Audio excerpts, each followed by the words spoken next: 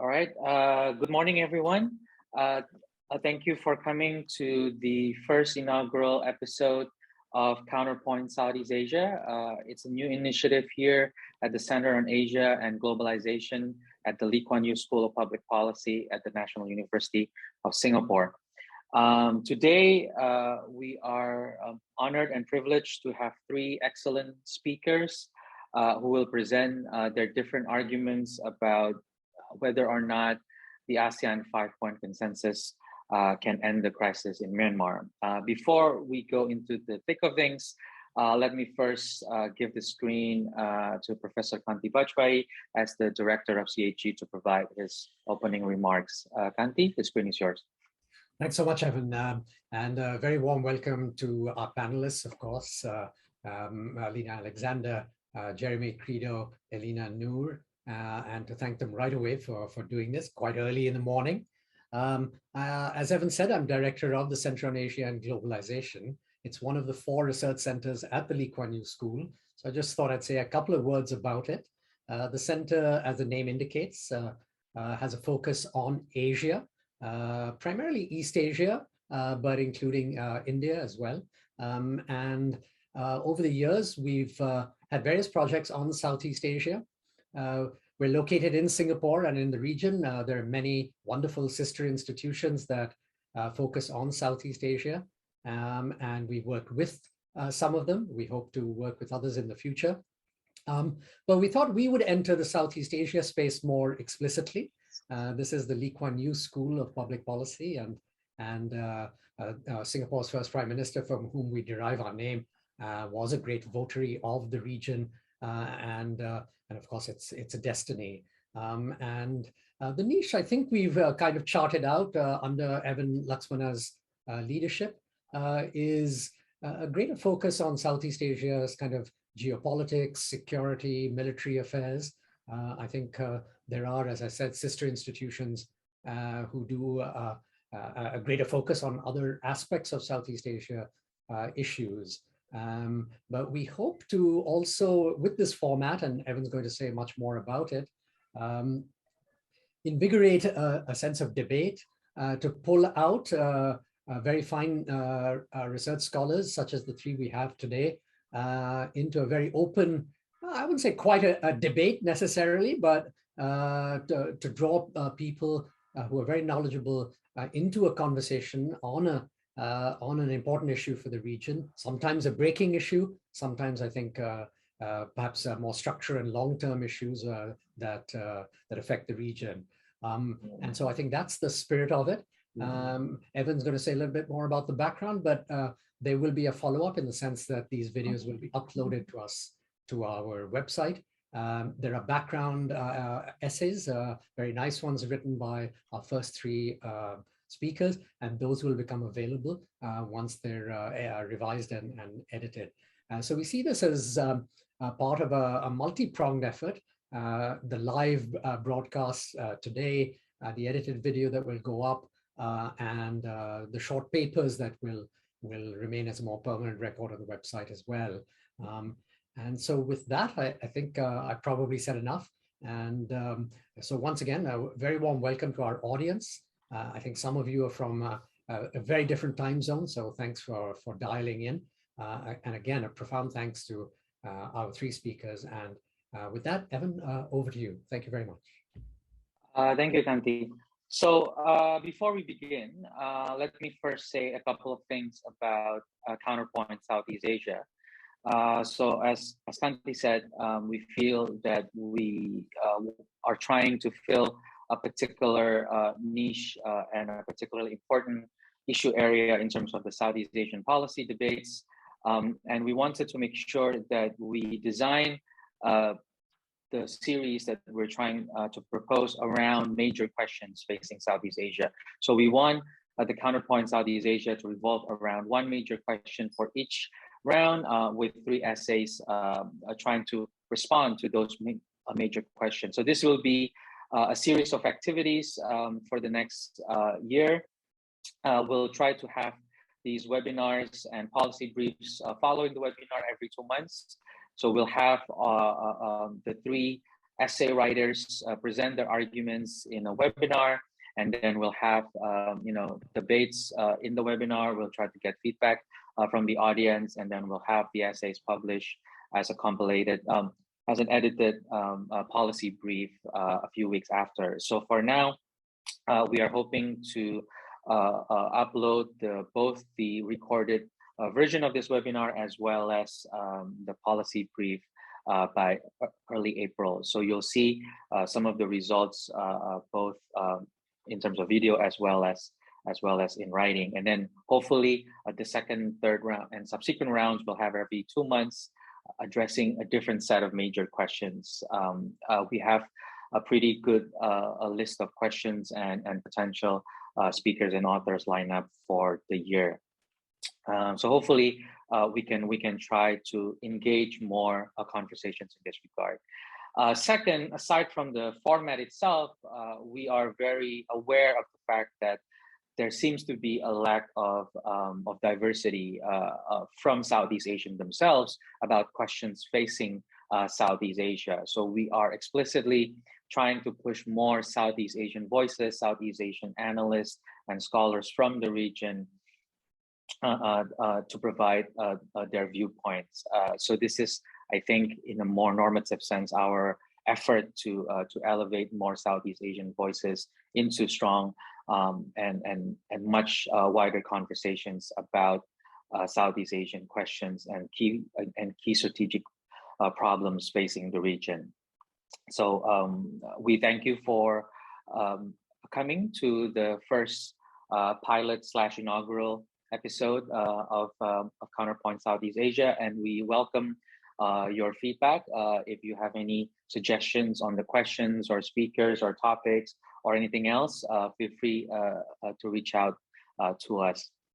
So let's begin the first session. So unlike most webinars where each speaker has a set of prepared remarks or a PowerPoint presentation, we felt it better that we sort of designed the webinar around a talk show conversation / debate format. So I will ask the first lead question to all the speakers, and then they will respond each between 5 to 10 minutes, and then we'll get the conversation going.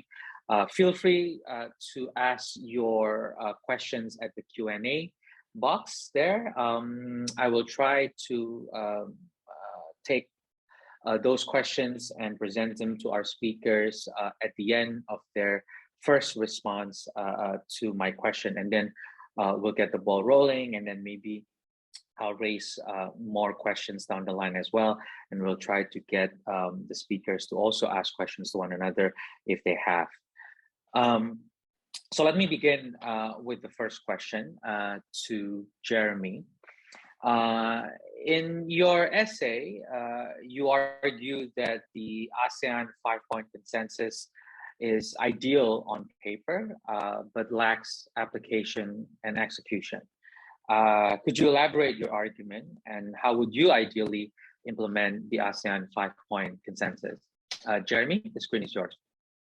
Thanks, Evan, for that question. But first of all, I'd like to take this opportunity to thank the organizers for inviting me to take part in this inaugural series. And a good morning to everyone, and good evening to others in a different time zone. Now, going back to the question, you see the 5-point ASEAN consensus represents a hopeful indication or development that ASEAN can make a potential breakthrough and constructively help Myanmar in its conflict. But the problem is that the ASEAN 5-point consensus only sounds good on paper because there is actually no significant progress on the ground yet, considering that it's more than a year since the coup happened. And that's where I say it lacks application and execution.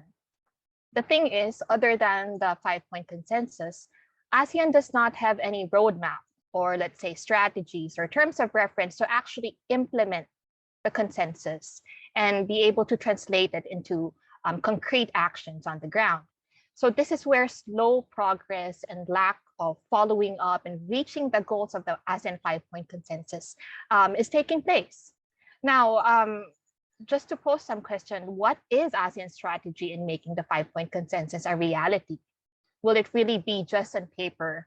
And if there really is lack of consensus and they're afraid of making a stand because of the principle of non-interference, will we just be at a stalemate? Will things just be stagnant? So what does ASEAN plan to do? Will it stick with its ad hoc based solution, or when it comes to addressing problems? So that's one of the things that needs to be kept in mind. But let me just be clear here. It is difficult to get to the specifics of what an implementation plan should be. So I leave that up to our policymakers to come up with the implementation plan. But other than that, there should also be more clarity in the role of the special envoy. What exactly is its mandate? What form of authority does it have? What I see here is that the special envoy must be capacitated and must be more empowered to enact and implement things. And this is just my observation, but since the special envoy is only, its term is only up to 1 year, given the rotating ASEAN chairmanship, is that actually enough to be able to carry on its plans and to have consistency when it comes to certain strategies that can come about? But aside also from the 5-point consensus itself, it is also notable that it should be backed up with other mechanisms or means by which ASEAN member states can tell the junta and pressure it that ASEAN will definitely not turn a blind eye on what is happening. I mean, this has been done in the past because of not acting up on these political issues. There seems to be the impression that ASEAN is not doing anything, and this shouldn't be the case here in the Myanmar coup. Another point I'd like to make is ASEAN not allowing the junta to participate in the summit is actually a welcome development, and this should be carried on until the junta makes actual progress in terms of implementing its end in the ASEAN 5-point consensus. And lastly, with the ongoing domestic issues of each ASEAN member state, and not to mention that each member state is still grappling with the effects of the COVID-19 in the economy and greater society, there also seems to be the impression that there is a lack of consensus among states, and that addressing the Myanmar issue is not the highest of priority yet in the agenda of ASEAN. So taking this into consideration, ASEAN can definitely do something, but it has to take specific steps and go out of its conventional ways to actually address the issues. Thank you so much, Jim. I thought that was a very useful set of challenges and input regarding the lack of progress on ASEAN's 5-point consensus. Let me pick up your point about that ASEAN needs an additional set of other mechanisms to actually make this into a potential breakthrough. And let me turn that question around to Alina, because I think, Alina, you argue in your essay essentially that the ASEAN 5-point consensus may be necessary, but it's not sufficient to end the crisis. I think in your essay, you called it the ASEAN 5-point consensus may begin to end the crisis, which sort of implies that it's not, by in itself alone is not enough to actually end the crisis.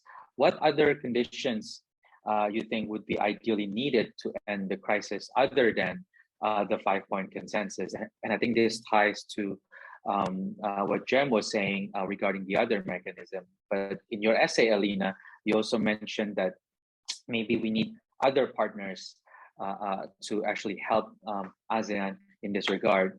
Could you elaborate on your arguments, Alina? The screen is yours. Yeah, thank you, Evan. And thank you for offering this platform to 3 women from ASEAN. It's very rare that you see so many women speakers on one screen. So thank you for the opportunity to be a part of this. I So actually, I'm going to riff off of what Jeremy just said by referring back to my essay.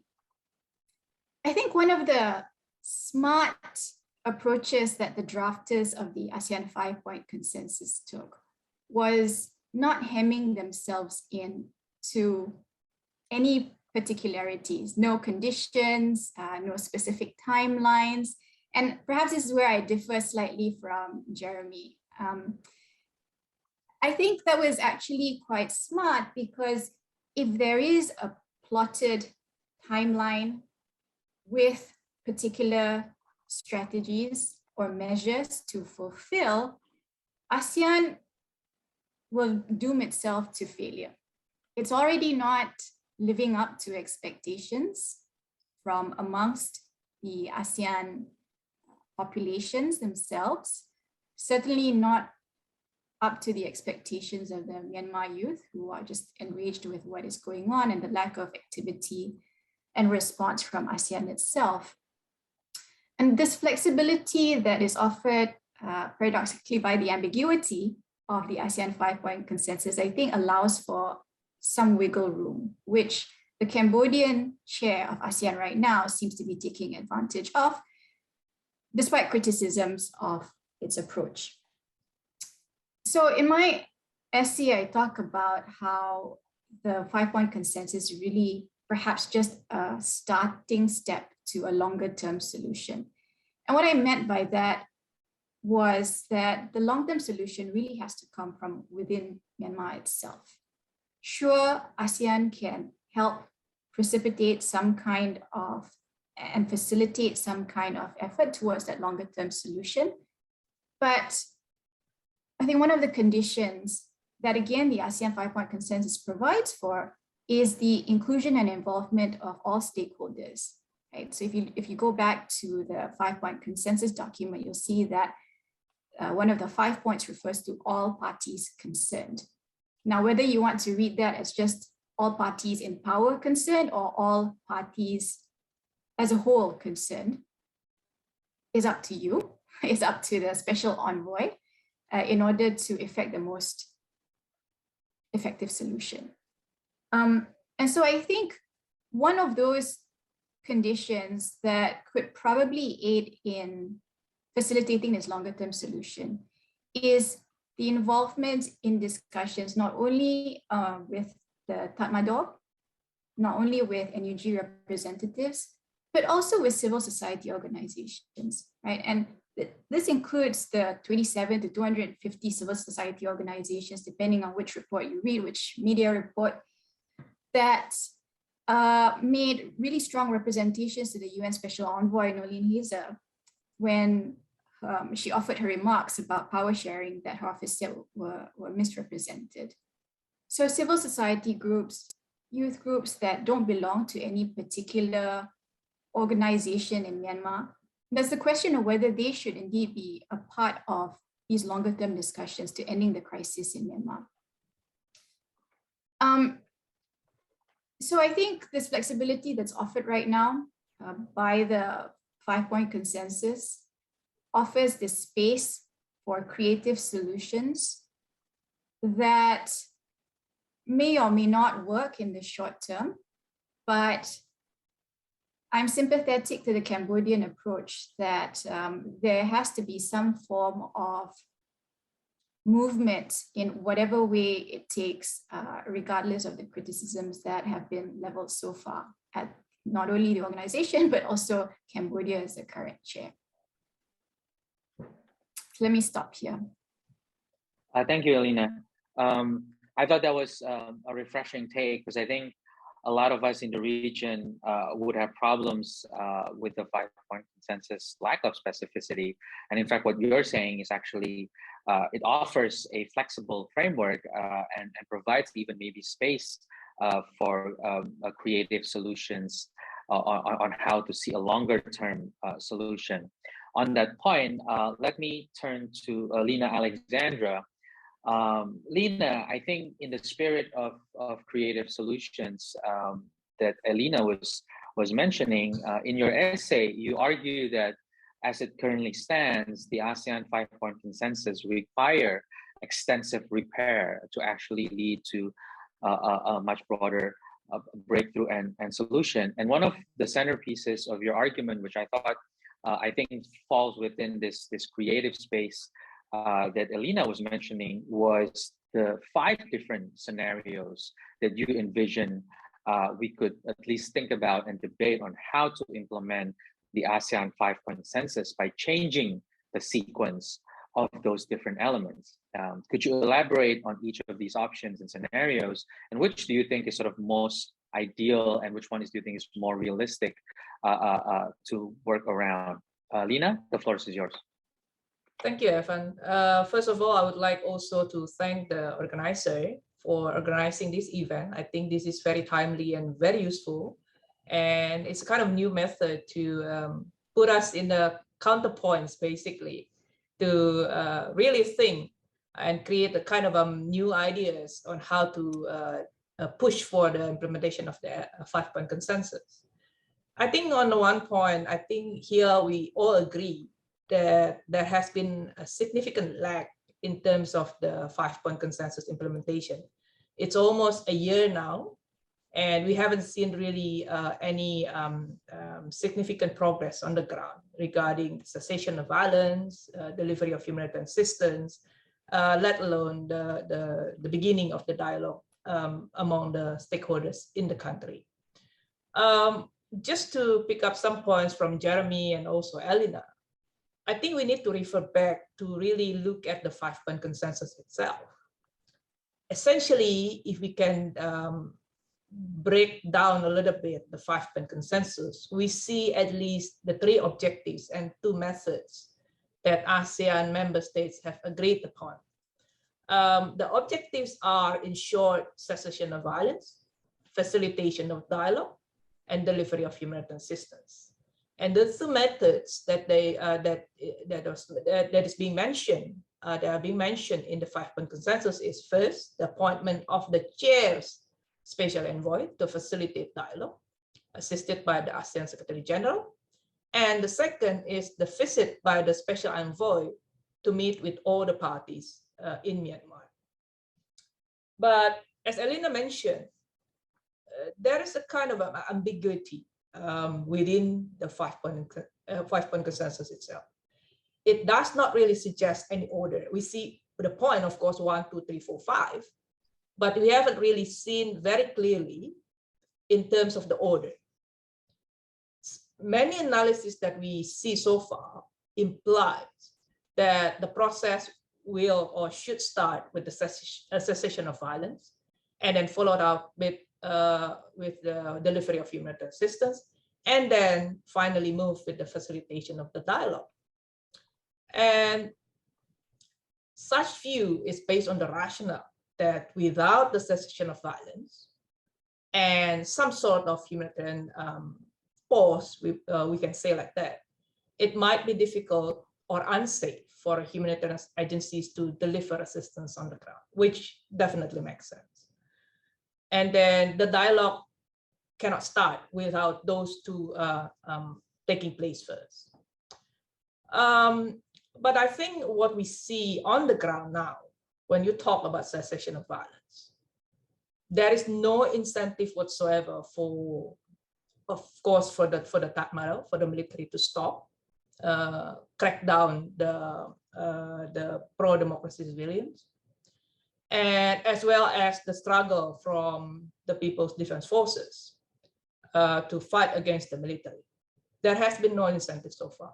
We haven't really seen any clear sign for a stalemate that both parties think, okay, we need to stop here for a while, at least. And on the other hand, also, ASEAN does not have the capacity to do a kind of peace enforcement.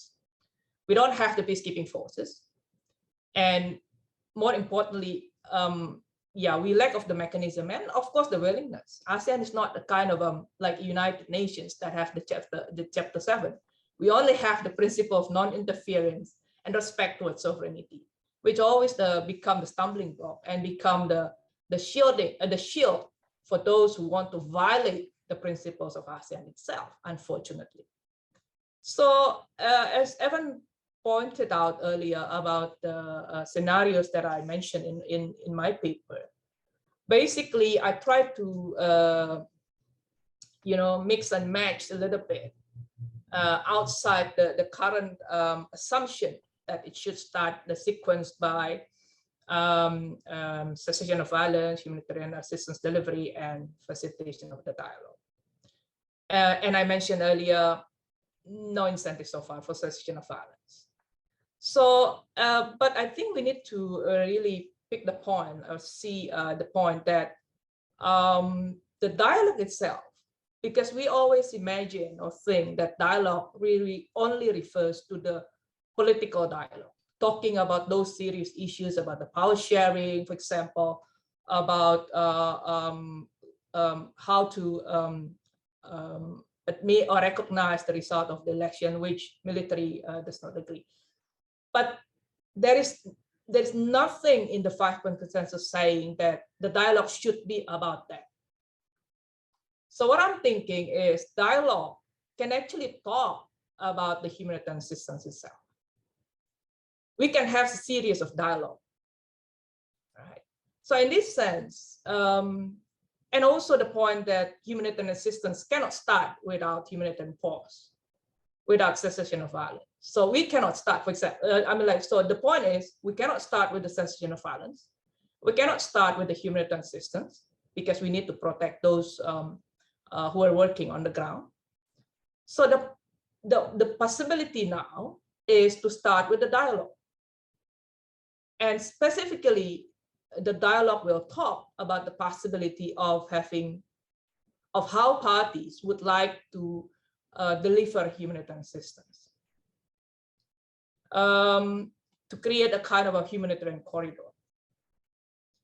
And then in this case, I think ASEAN can really jump in to facilitate and shape the dialogue for the parties to really think, okay, everybody agrees that there's a need for humanitarian assistance. Everybody agrees that this will need to be done by all stakeholders. And then for that to happen, there should be a kind of cessation of violence, humanitarian pause. Then after that, you will talk about all the technicalities, things like that. I think this is a kind of very possible scenario because, as you know, the ASEAN's mandate, there's a lot of problem with that. ASEAN doesn't have the mandate to operate in this type of internal crisis situation. And another point, if I may, Evan, about this special envoy issue, because this is the only method that is being mentioned in the 5-point consensus. I think I agree that there is a need to empower the special envoys in order to make this special envoy can work to work effectively. And the idea, I think Jeremy mentioned about creating certain mechanism to back up the special envoy, I think it's very important. And I think we all know about the discourse lately about the ASEAN Troika. The idea that is being proposed by the Cambodia to monitor the implementation of the 5-point consensus. I think we might need to discuss a little bit about this because my argument is I agree that there should be a more permanent mechanism to support the special envoy. And I totally agree that the term for the special envoy cannot follow the rotating term of the chair. And we should somehow think to create the special envoy to become the ASEAN special envoy. It's not the chair special envoy, because otherwise then it will not work. As much as we don't want the crisis to continue in Myanmar. In fact, that is the thing that we see now. So we really need to empower this special envoy. And creating this, my idea is even bigger than Troika actually. It's creating a kind of ASEAN office in Myanmar. But if that is too ideal to reach out, I think to create a kind of ASEAN Troika, or maybe later on coming up with a kind of wise man to help the special envoy and frame it within the ASEAN Troika, that can be something quite possible. Of course, we know about the Tatmada's disagreement probably with the configuration of the ASEAN Troika, because what we have now with the ASEAN Troika is the previous the representative from the previous chair, the current chair, and the next chair. And Indonesia is always the speck in the eyes of the Tatmada. They hate it because Indonesia is too noisy. It's always like keep knocking on the door, telling the junta, you need to do this, you need to do that, blah, blah, blah, blah. They're not happy. But that's exactly where ASEAN should really work or till the ground. Especially because next year is Indonesia's turn. So I think I'll stop there and then we can continue the discussion later on. Thank you, Evan. Thank you, Lina. I thought that was a very interesting challenge to our preconceived notions about the ASEAN 5-point consensus, the sequence of how we should implement it, and so forth. So I thought there was a lot of interesting points you raised as well about, maybe shifting from a chair special envoy to an ASEAN special envoy and all that. And I think there's a lot of good potential divergence and debates to be had with Jem's arguments as well as Alina's argument. But I think we have a few questions already from the audience. Let me first ask the question from Waikit, who's a reporter with Channel News Asia. I think all three of you can provide an answer to Waikit. I think he's asking, the Myanmar army has firmly said that it won't allow terrorist groups, CRPH or NUG, to meet special envoy. It has, however, said that it would allow moderate NLD lawmakers and members to meet with ASEAN delegates.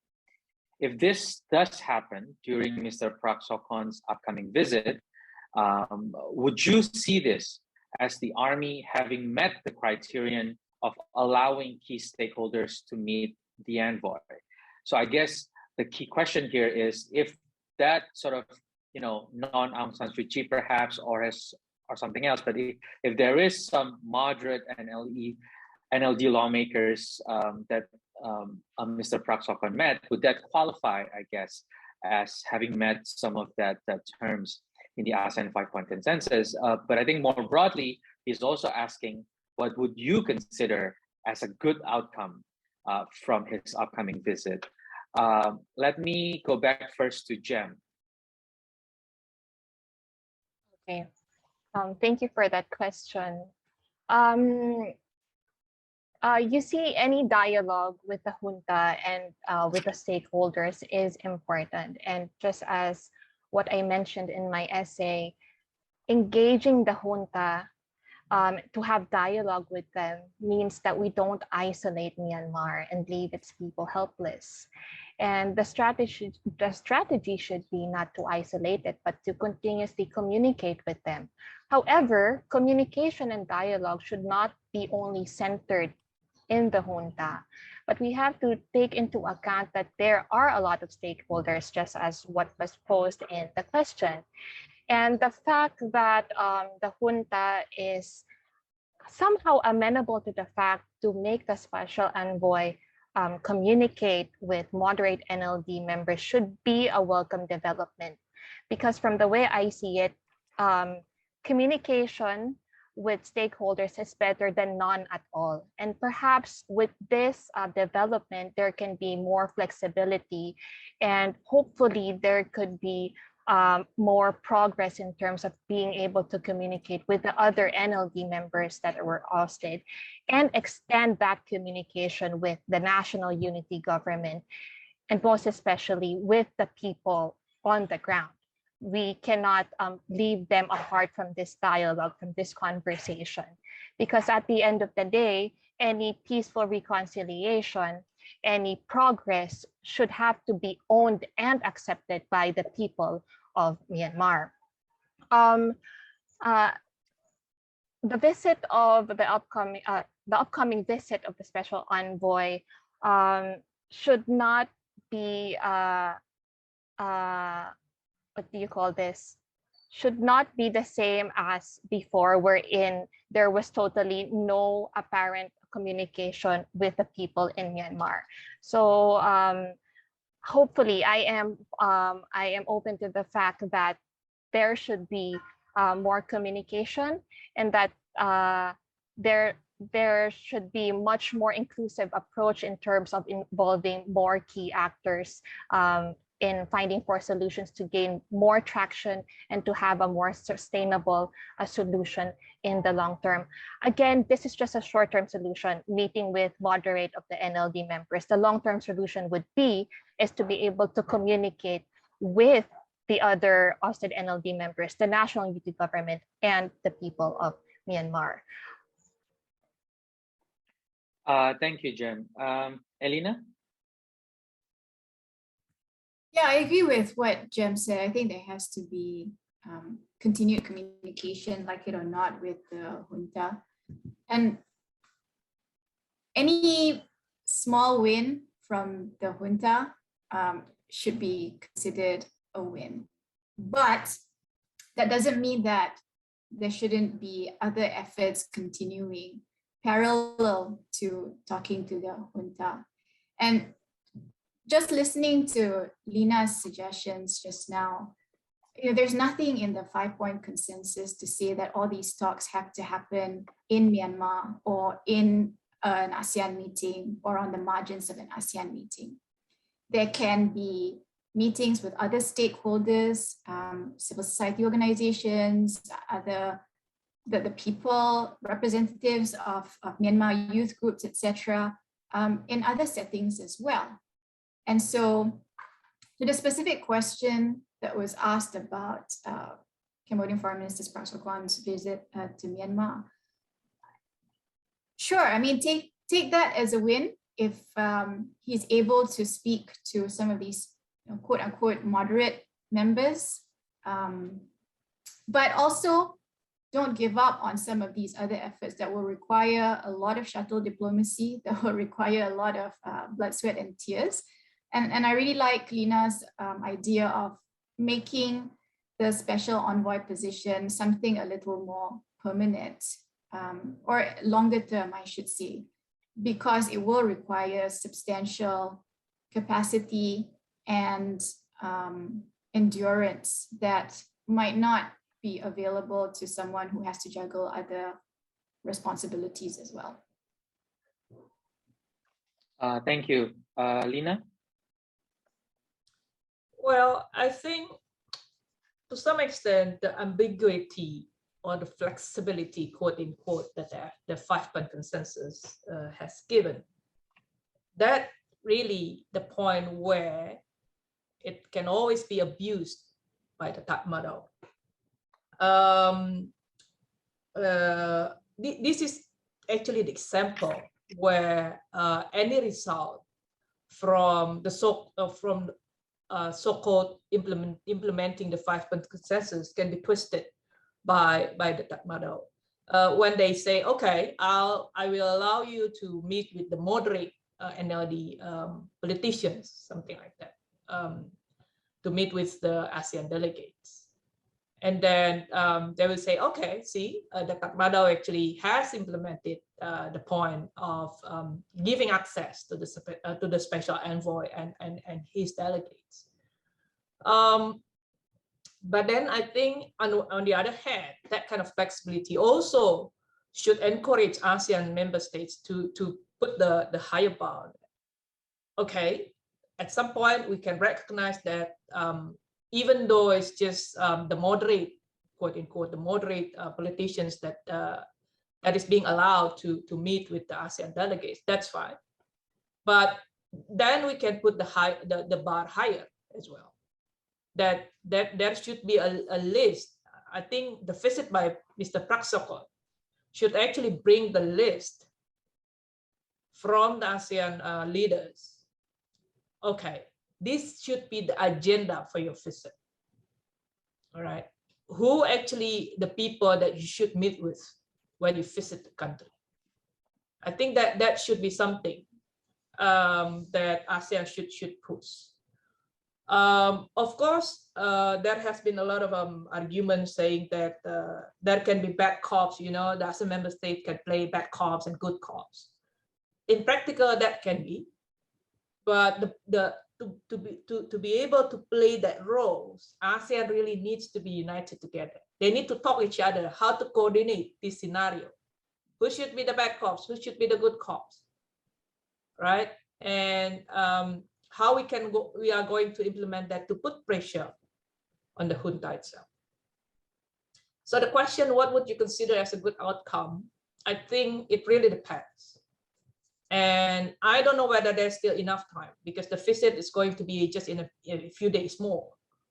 But as I mentioned earlier in my opinion piece earlier, any visit should be coordinated by all ministers, ASEAN ministers, not only because, again, the idea, this is not the chair special envoy. This under the Cambodian chairmanship, the special envoy should actually be transformed from the chair to the beginning of becoming the ASEAN special envoy.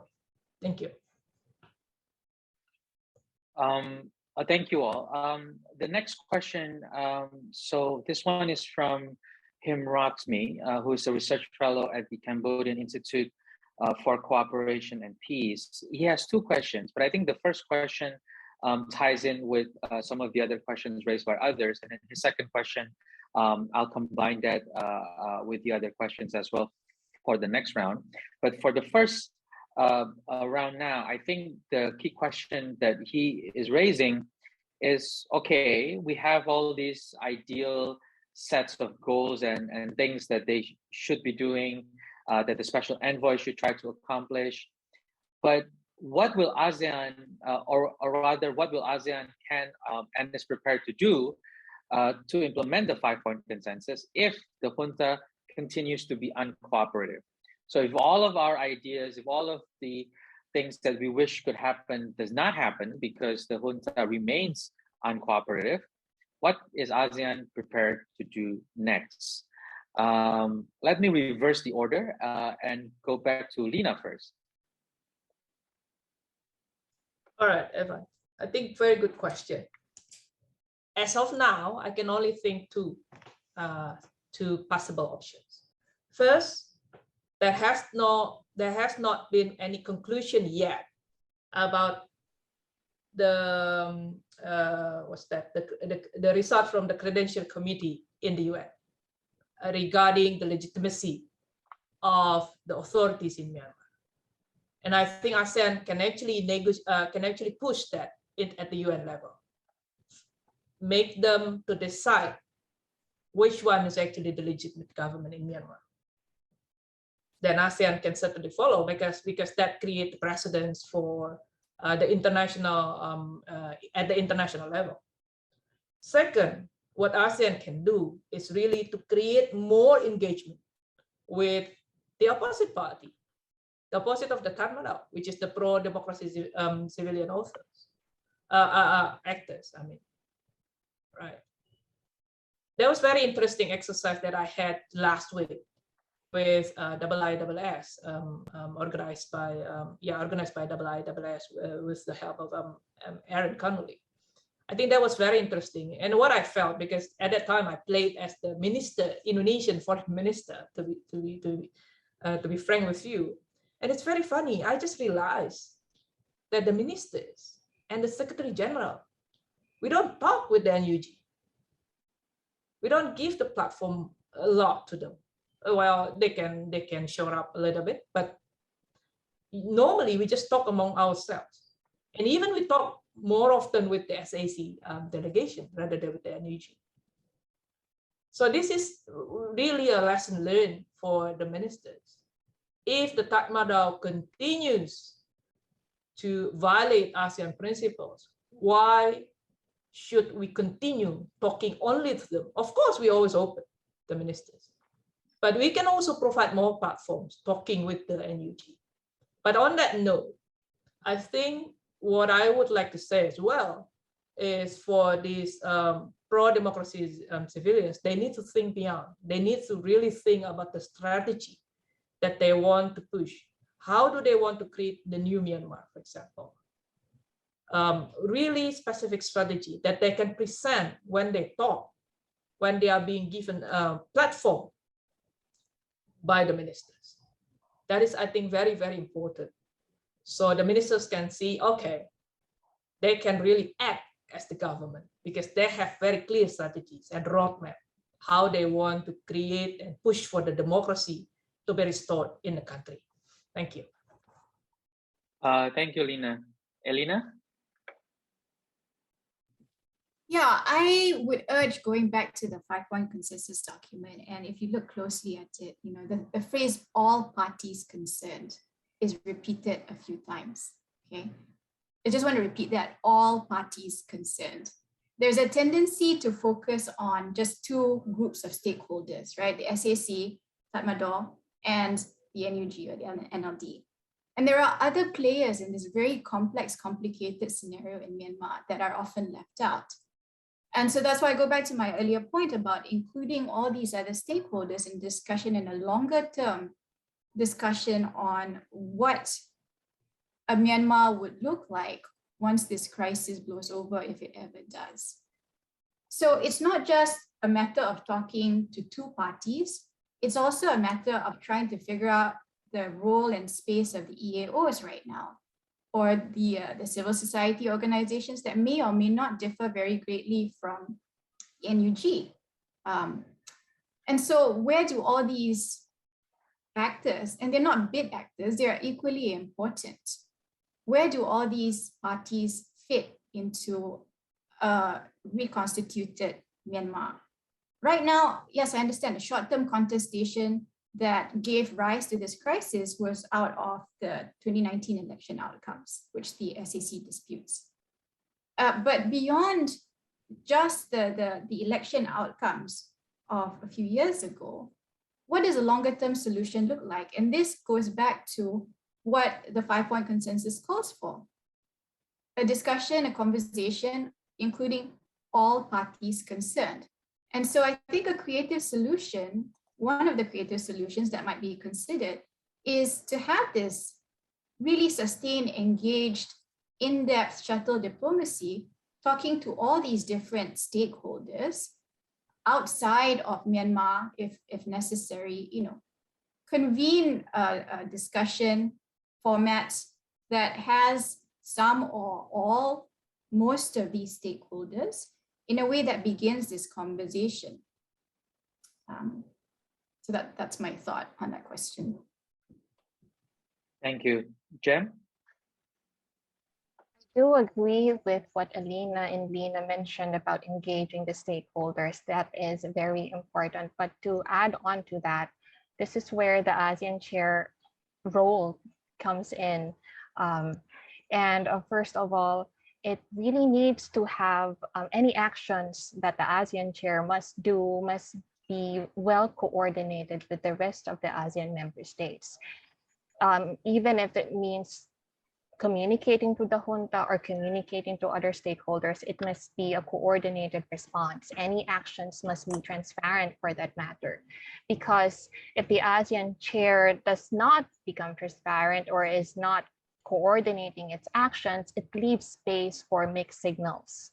And if this happens, this is where the gap or misunderstanding and confusion comes in.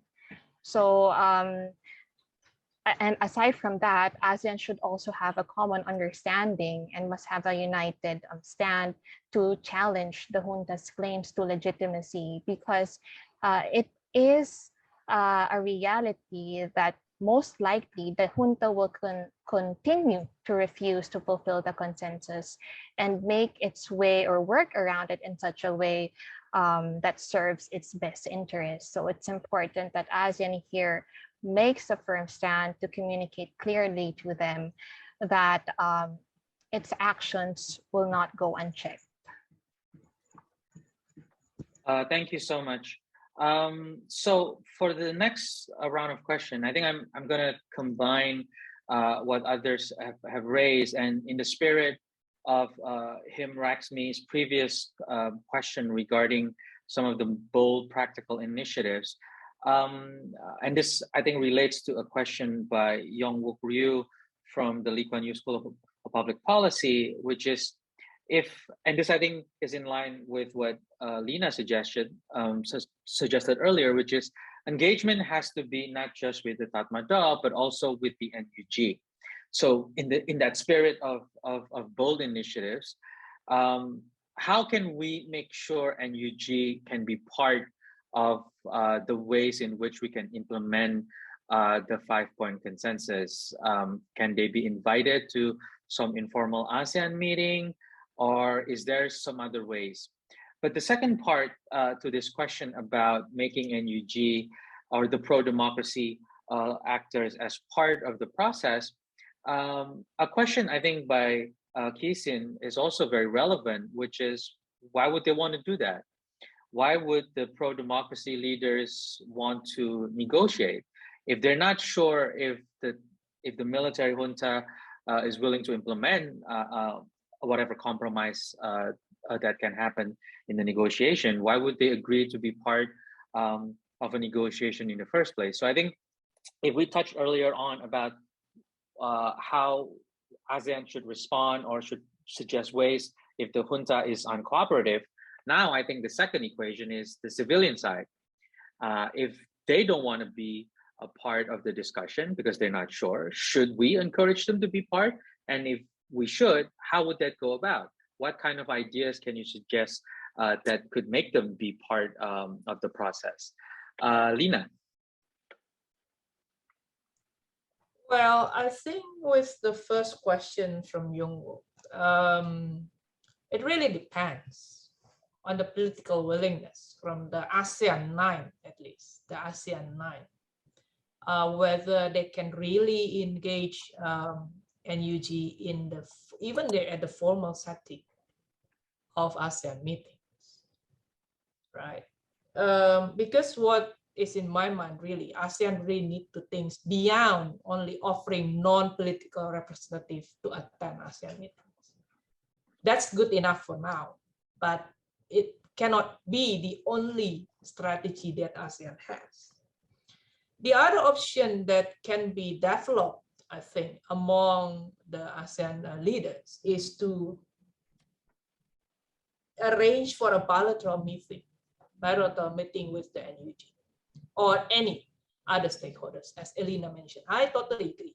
It's not only NUG, it's not only NUCC, but it can also be other stakeholders that seek to actually communicate with the ASEAN leaders, in this case, the foreign ministers. If it cannot be the all ASEAN 9 meet together with the stakeholders, we can arrange, I think, for the bilateral meeting. But again, it really depends on our governments, whether they are ready to do such kind of a meeting. But the other message really also for the other stakeholders, NUG and UCC and other stakeholders, to really come up with something, first, of course, on how they see the 5-point consensus and to what extent they are ready to actually implement the objectives of the 5-point consensus, and they are ready to engage with ASEAN. Can they say that kind of strategy? That's the first point. Second is really about their own roadmap on how they will build the new Myanmar. So the foreign ministers can really learn, okay, these are your strategies. You want to engage with ASEAN. How do you want to engage with the international community, etc., etc. That is very important thing that they need to prepare. And on the second question from Chisin, then why would NUG negotiate with Tatmadaw? There's no point, because I know Tatmadaw will always make compromise and even back out from what they have agreed. I think that's the dynamics, really, because of course the interaction, quote unquote, can always be in doing conflict. I mean, like fighting against each other. But at the end of the day, you know what is actually the end of if you continue fighting against each other. So that's why I think we would think some sort of diplomacy. Of course, in diplomacy, a lot of loopholes, a lot of possibility for any party to actually back out, and then, you know, they violate what they have agreed earlier. That's why we need a very good facilitator in this, right, for the negotiation. And ASEAN can actually offer this, really. Or even we can refer to other parties, actually. I mean, like other international actors, if necessary. But if both parties can trust ASEAN, then we just work with ASEAN. But this is the only way for Myanmar to really see a future. Because if you continue fighting, many analysts, they don't want to say civil war. But if you continue fighting, how can you say? What is it? It's a civil war. And you know where it's going to end? With the civil war. So, and the beauty of the diplomacy is really how each party can actually prepare a lot of plans and scenarios, and really defeat the other to and influence the other to think, okay, that our plan is actually better than their plan, actually. Maybe I'll stop there. Thank you. Thank you, Lina. Elena? I haven't seen Lina in a number of years, but I'm glad to see that I still violently agree with her. And so I think in response to the two questions that were posed, I think it's important to think of these creative ways to engage with all parties. And right now, the ASEAN position, the ASEAN 9 position is that only non-political representatives are welcome at ASEAN formal meetings. But there is space for a member of the Tatmadaw, even Senior General Min Aung Hlaing, to be at a formal ASEAN meeting. And that appropriate space would be the ADMM as a member of the military. So yes, carry on behind the scenes diplomacy based on different ASEAN countries' influence and leverage, if any, over the Tatmadaw. But also maybe try to, and I'm sure this is already ongoing, have continued conversations with the Tatmadaw, even on the sidelines of the ADMM meetings, ADMM plus even, engaging some other regional partners. But also, as I mentioned before, consider having these meetings outside of the ASEAN framework if necessary. Involve the ASEAN member states, but these conversations don't have to be in Myanmar, because there's really, yes, the junta is in power, but ASEAN doesn't have to keep seeking the military's permission to be able to talk to any stakeholder. And on the second question of, well, why should the pro-democracy groups continue talking to the Tatmadaw? I mean, I agree with Lina, but it's also not the position or the role of ASEAN to completely resolve the crisis in Myanmar. That is for the Myanmar people themselves. It wouldn't be appropriate at all for ASEAN to assume that arrogance, I'd say. ASEAN's role is to facilitate those discussions. And that's why I encourage this shuttle diplomacy to at least obtain some baseline positions and maybe try to create some measure of space for there to be compromise in these baseline positions. And I understand there's no appetite for compromise right now from the pro-democracy groups, but it's really just ASEAN's role, whether it's a chair special envoy or the ASEAN special envoy, to try to facilitate and manage those discussions. The eventual resolution will have to come from the Myanmar people themselves, because it's rightfully their own country. Thank you, Elena. Jem? My co-panelists provided very substantive answers to the questions already.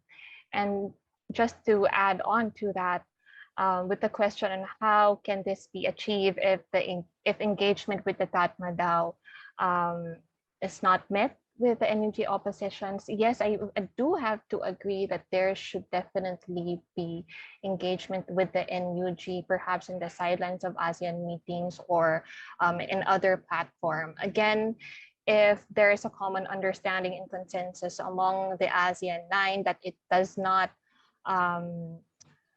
consider the junta as the legitimate government of Myanmar, then it should exert its own decision that it wants to talk to other stakeholders, including the NUG for this matter. And on the second question on why should the pro-democracy talk with the Tatmadaw, at this moment, for the short-term solution, perhaps, since there is animosity between the two parties, this is where ASEAN can come in and facilitate dialogue between the junta and the pro-democracy. Now, if there is more common understanding between ASEAN and the pro-democracy and ASEAN and the junta, then ASEAN can hopefully bridge the gap between these two parties, because at the end of the day, these two parties are within Myanmar. So at one way or the other, at some point, you really have to talk to one another. And for now, if they really don't want to talk to one another, then bring in ASEAN and facilitate a discussion between them. And when they are ready, when there are more substantive understanding between the two parties, then that's when they can talk together and find a common ground, if not exactly a compromise or a political solution that would only cater to one faction than the other. Thank you so much. The next question, I think this relates to what Elena was mentioning earlier about the ASEAN Defense Ministers meeting as one potential venue to keep on the engagement.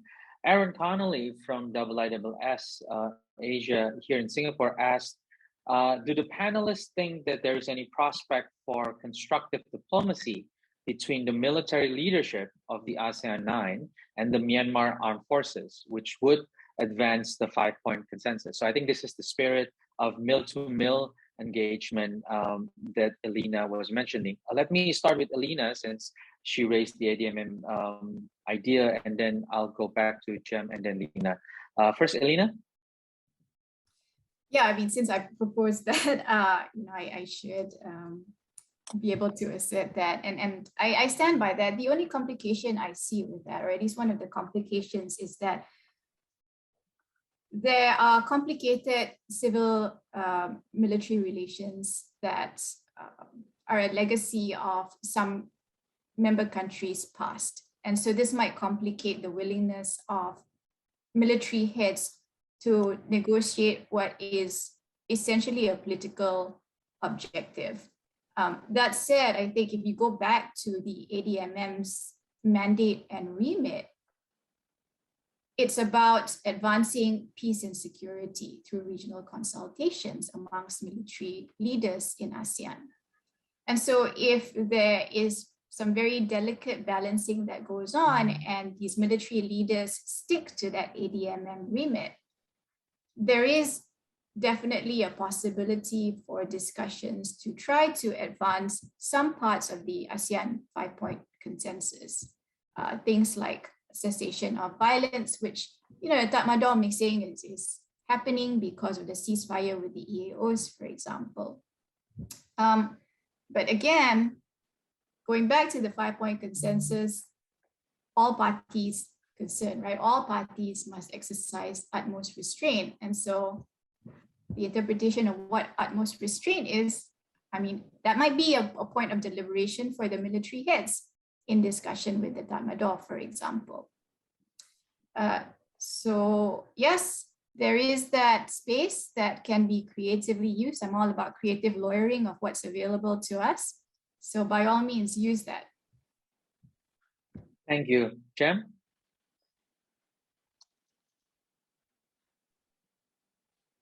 Right. Any prospect for constructive diplomacy between the military leaders of ASEAN and Myanmar armed forces? Well, the good thing about this, using the platform of the ADMM, is that everyone are military personnel, and perhaps there is a better understanding among them when it comes to addressing issues, especially when it comes to political security issues.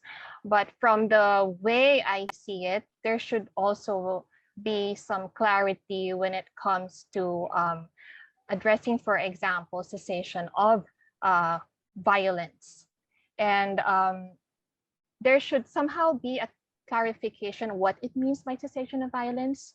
Defining this in the short-term goal would also be easier for the stakeholders to know who are the immediate stakeholders to engage with in the short term. So does the cessation of violence refer to security forces violence towards civilian protesters only? Should that be the case, or will it also include violence involving struggles between the military and ethnic armed organizations? Or does cessation of violence actually refer to that whole gamut of scenario? And perhaps through the ADMM, there can be a common understanding and more better dialogue among the armed forces to actually define if they do want to limit first what to do about this. So somehow there could be more progress in terms of reaching this goal of the ASEAN 5-point consensus. But definitely engaging the military to the AMM should be a step to look into if it doesn't want to, if the junta doesn't want to engage with the special envoy or other ASEAN representations for that matter. Thank you. Lena?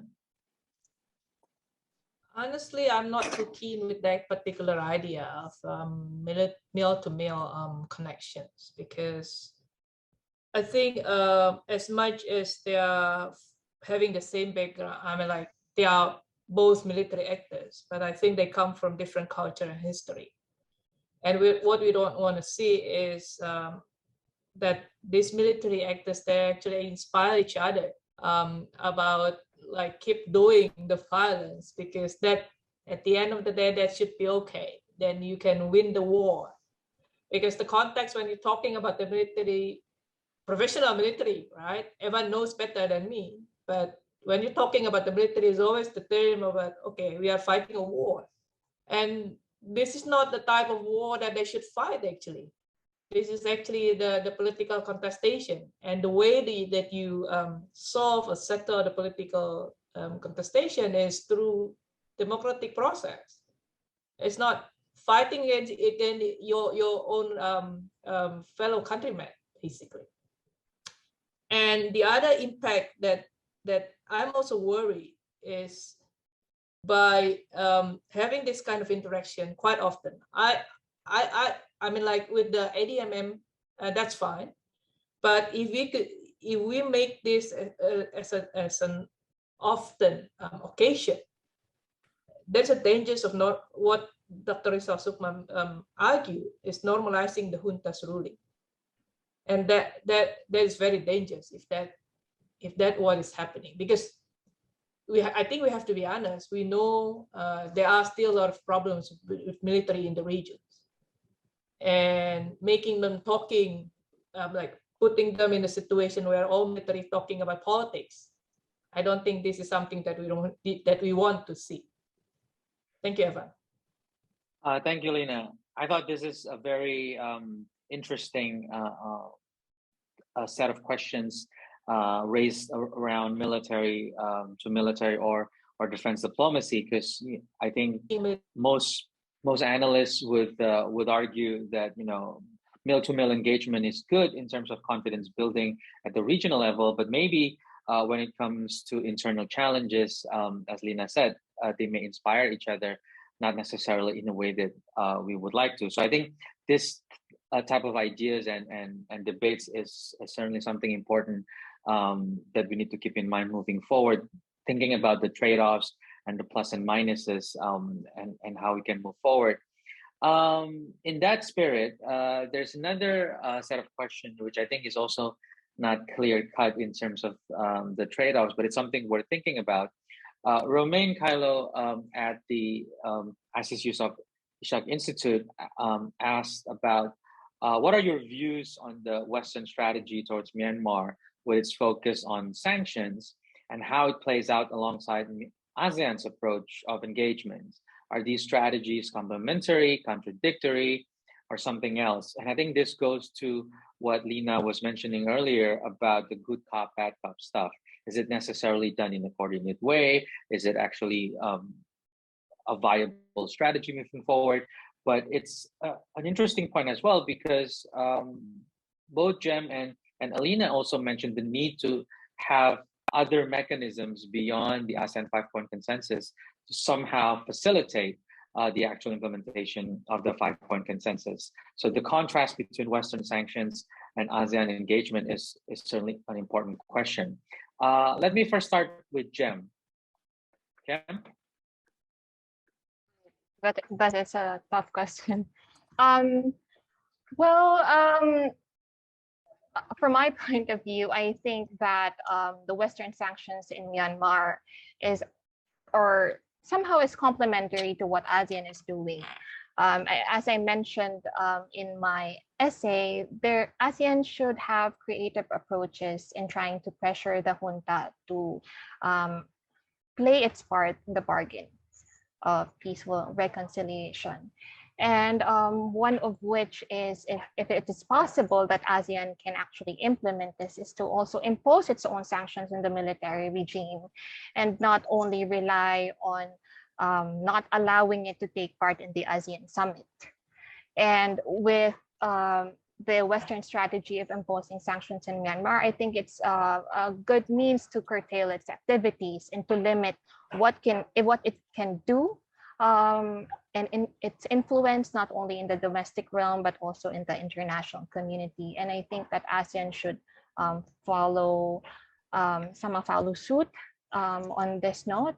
And other than that, ASEAN should also consider, again, if possible, suspending the membership of Myanmar so that it could signal to the junta that there are immense consequences with what it's doing. And apart from that, the momentum for talks should be continuously sustained no matter what. And if there really is no available tools to sanction Myanmar, then perhaps ASEAN can look into creating one.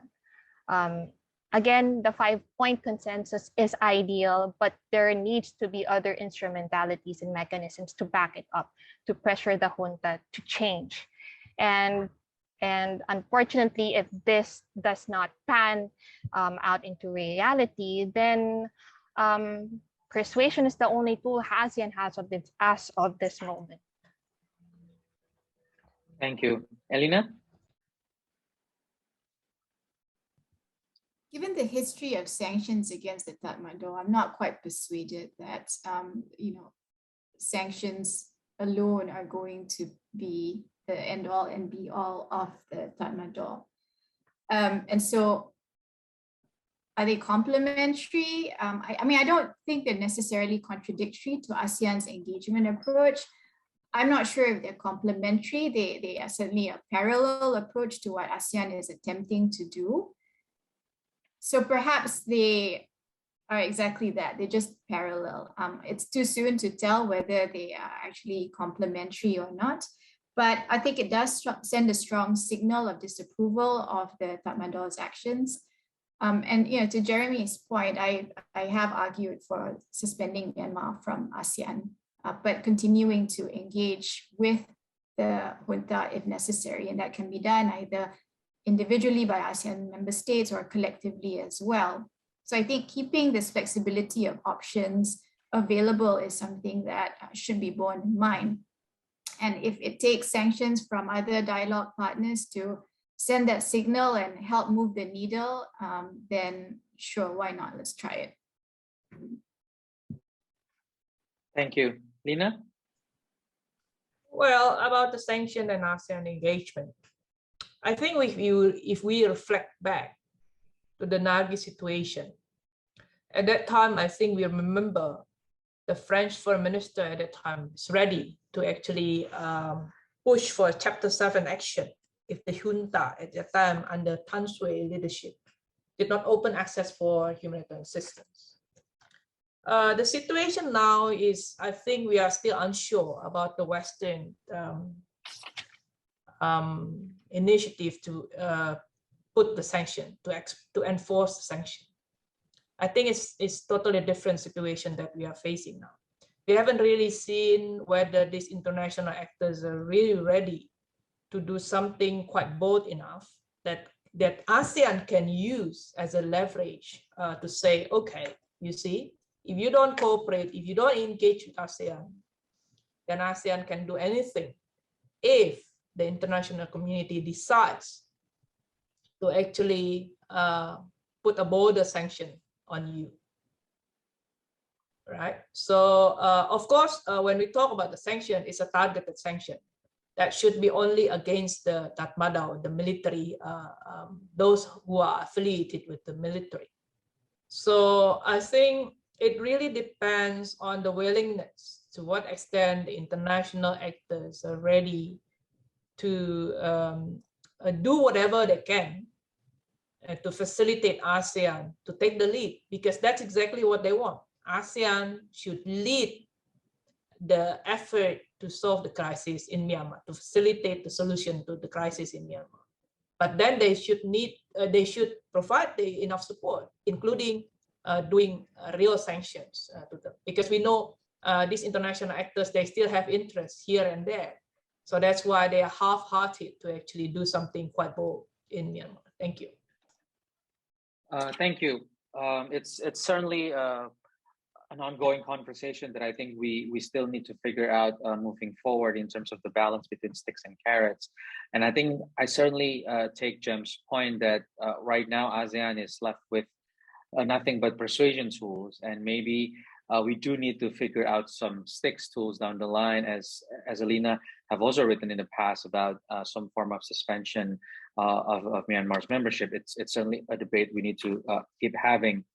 The second round of question takes us back to the civilian side, the pro-democracy side of the equation.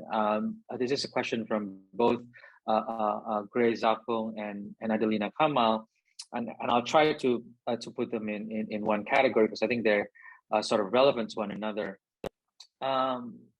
First, how do we get the ASEAN 9 governments to collectively and proactively engage with NUG? And I assume also means publicly as well, and not just behind closed doors. But the second relevant question is that what if NUCC or other pro-democracy civilian actors do reach the point where they are prepared to engage in a dialogue with the Tatmadaw, but they would like to have some conditions? What would you suggest those conditions be that the pro-democracy people should put forward to engage in that dialogue process? So one is sort of more the ASEAN side of things. How do we get them to publicly and proactively and collectively engage with NUG? And then the other one is more, if there is a possibility to do that, and maybe eventually would get NUCC and others to engage in a dialogue with the Tatmadaw, how would you suggest what kind of preconditions they should put forward for that particular dialogue? Lina? Well, I think regarding the first question, that there can be quite an innovative way. Well, of course, the ideal one, we want the ASEAN leaders, the foreign ministers, to provide kind of even more formal platform to engage with NUG and UCC and other stakeholders in Myanmar. The second option could be engaging with think tank institutions. So they can organize an event where the event is being attended by the representatives or speakers from NUG, and also attended by the officials from the respective countries of ASEAN member states. and they can engage in conversation there. So as many platforms that you can, basically to show the public, because I agree with Evan, it can be a closed door interaction, but it can be also a public interaction as well. So in all fronts, I think we need to push for that, to really signal to the Tatmadaw Sea that ASEAN is actually doing what it says, that ASEAN wants to engage with all stakeholders in Myanmar. And I totally agree with what Alina mentioned earlier. ASEAN, for the conditions of for NUG, I think this is something that we really need to discuss later on. But I think what I can think of as of now is the release of the political prisoners. That can be one condition, and some sort of safety for NG. And I agree with Alina, that can be done outside Myanmar, the dialogue. That can be done in the third country to ensure the safety. I think that's the minimum bar, I think. Thank you. Thank you. Alina? I'm going to stay away from the conditions question because I don't think it's my place to suggest those conditions.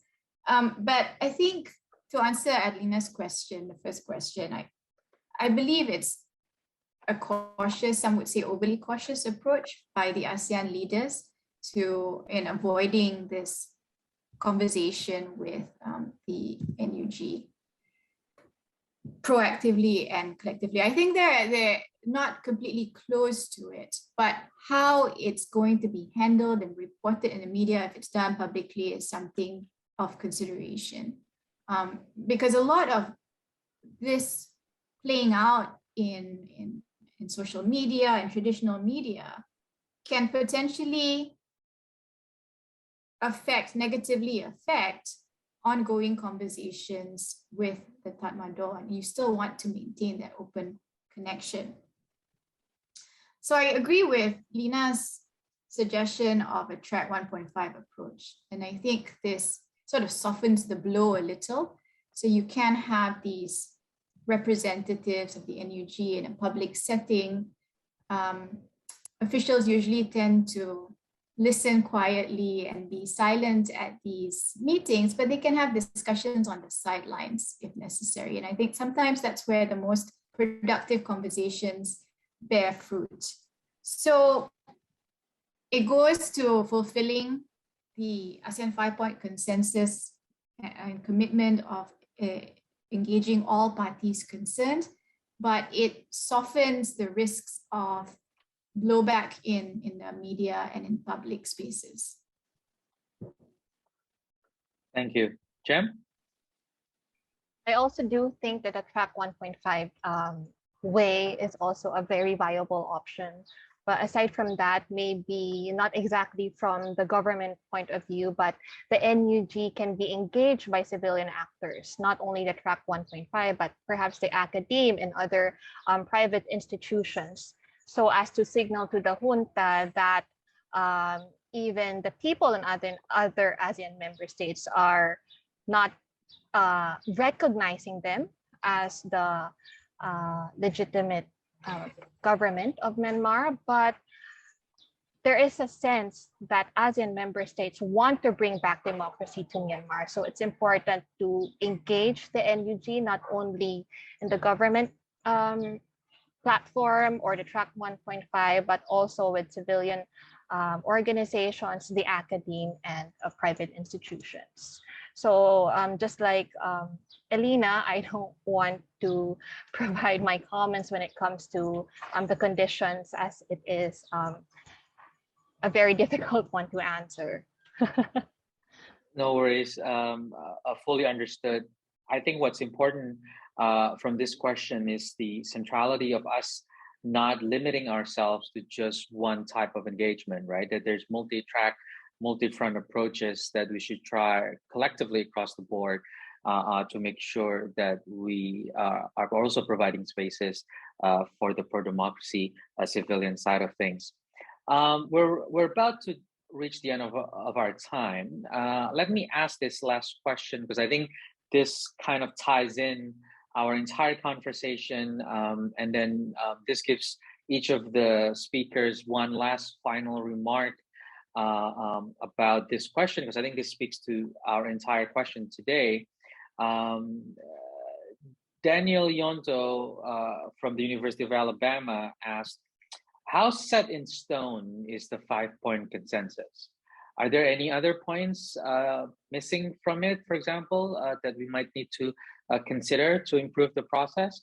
So I think this notion that we're stuck with the ASEAN 5-point consensus, should we keep it?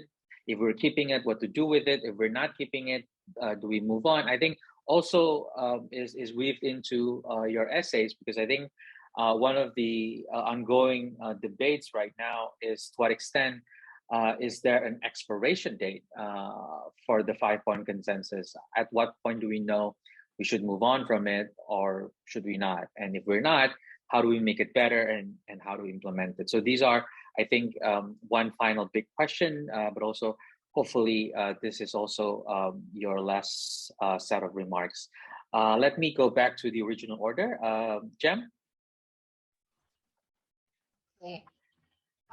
For me, whether or not the ASEAN 5-point consensus is there, it's not a question of whether, it's more of a question of whether or not ASEAN can do something, but rather it's a question of if ASEAN is actually willing to do something more substantive and tangible. So, because clearly ASEAN can facilitate dialogue, it can work around the 5-point consensus, as what Alina said, there's flexibility with it. It has done in the past with humanitarian disasters situations, working around the ASEAN Charter and working around certain mechanisms. So certainly ASEAN can do something about now. It's not entirely a lost cause. But what is critical is that ASEAN's capacity and institutional effectiveness must be strengthened, must be capacitated. If it needs resources financially, then that should be taken into consideration. If it entails expanding the mandate of certain institutions, if it also entails addressing more conflict management issues, then ASEAN should have the willingness to actually implement this. Again, it all boils down to the willingness of the ASEAN 9 in addressing or helping out, facilitate a constructive dialogue within Myanmar. So then again, ASEAN must support its mechanisms. It must have consensus to actually make a stand rather than being quiet. ASEAN bodies need to coordinate its actions and be transparent about it, as not to leave any misunderstanding along the way. This is what happened with the initial conversation of the Cambodian Prime Minister with the junta.